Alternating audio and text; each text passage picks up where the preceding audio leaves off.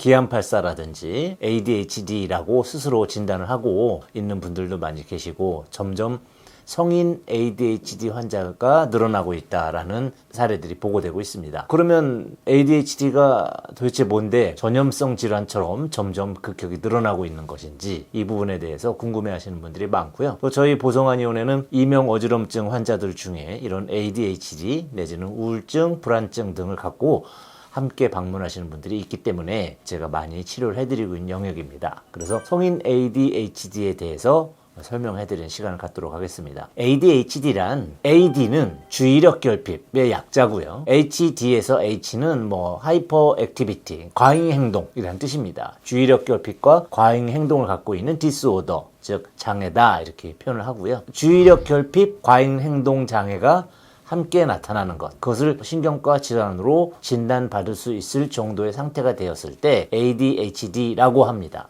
따라서 기본적으로는 어렸을 때부터 나타나야 된다는 전제 조건이 있습니다. 그런데 어렸을 때 없었던 사람이 어떻게 25세, 30세가 되어서 ADHD라고 진단을 받을 수 있느냐? 두 가지 경우의 수가 있습니다. 실제 ADHD가 있는데도 불구하고 내가 잘 적응을 못하고 일의 완수능력이 떨어진다 라고만 인지하고 사시다가 나중에 정보를 알면서 ADHD였구나라고 늦게 진단을 받는 경우들이 있었습니다. 물론 ADHD의 진단이 과거에는 18세 미만의 아이들에게 이제 주로 적용된 질환이었기 때문에 이제 이런 현상이 있는 거고요.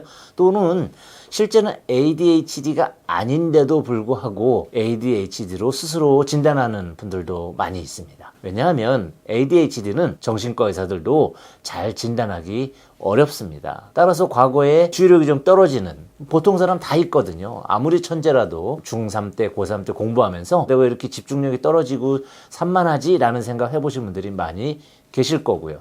중학생 때 감정적인 사춘기 시절을 거치면서 충동적인 장애를 보였고 그것이 과잉 행동 아니냐라고 나중에 판단을 하시게 되는 거죠. 그래서 의사들이 당신은 ADHD입니다. 아닙니다 라고 진단을 한다는 것이 사실 매우 어렵습니다. 그러다 보니 약의 힘을 빌려서 조금 나은 상태를 유지할 수 있기 때문에 진단을 ADHD로 받는 경우도 있어서 물론 그것이 내성과 의존성을 보이는 향정신성 약품들에 포함되기 때문에 가급적 약을 드시지 않고 스스로 이겨내시는 것이 좋겠죠. 실제 어려서부터 확실한 ADHD가 있다면 그 부분에 대한 약물 치료도 권하게 되고요. 또 이제 주변 환경에 적응할 수 있게끔 교육도 필요합니다. ADHD는 AD, 즉 주의력 결핍 증상만 있는 환자도 있고요. H, 하이퍼 액티비티, 과잉 행동만 나타나는 환자군도 있습니다. 또는 두 가지가 한꺼번에 나타나는 환자들이 많이 있게 되는데 어느 한쪽만 있게 된 경우에는 ADHD로 봐야 되는지 애매한 경우가 많이 있겠죠. 또 실제로 자기가 좋아하는 일에는 굉장히 집중을 잘하면서 하기 싫은 것에 집중력이 떨어진다고 해서 ADHD다 이렇게 하면 안 될 것 같습니다. 또 주의하실 부분은 도파민이 이제 신경계를 자극하면서 집중을 할 수 있게 해주는 영역이 있다 보니 도파민이 혈류 내에 많이 유지되게 하기 위해서 도파민 유지할 수 있는 어떤 약물을 쓰게 되는데 이것을 수험생들이 집중력이 높아진다. 이렇게 해가지고 ADHD가 아님에도 약을 복용하는 사례들이 간간히 보고되고 있는데 피해야 될 일이라고 생각을 하고요. 그런 약물을 많이 복용하게 되면 아무래도 도파민 대사에 관여하고 있는 기저핵이라든지 전두엽에서 기능적인 저하, 감쇄를 유발할 수 있기 때문에 장기적으로 본다면 안 좋은 선택이라고 봅니다. 그래서 어린이의 ADHD와 성인형 ADHD는 조금 다른 시각으로 봐야 되겠고요.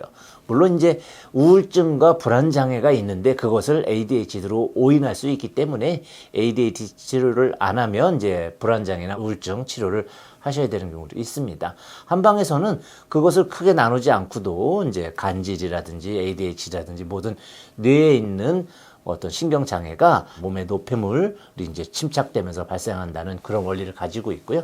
그 부분을 해결하는 약물들이 있어서 현재 한방에서 성인 ADHD와 어린이 ADHD에 대해서 과감한 접근을 이루어내서 효과를 보고 있는 케이스들이 많이 나오고 있기 때문에 전문적인 한방 상담을 통해서 치료해 보시는 것을 권해드립니다. 그래서 이번 시리즈에서는 우울증, 불안증 등과 이명 어지럼증이 함께 발생하시는 분들을 위한 신경정신과적 한방치료에 대한 시리즈를 운영해 보도록 하겠고요. 오늘은 그 첫 시간이었습니다. 감사합니다.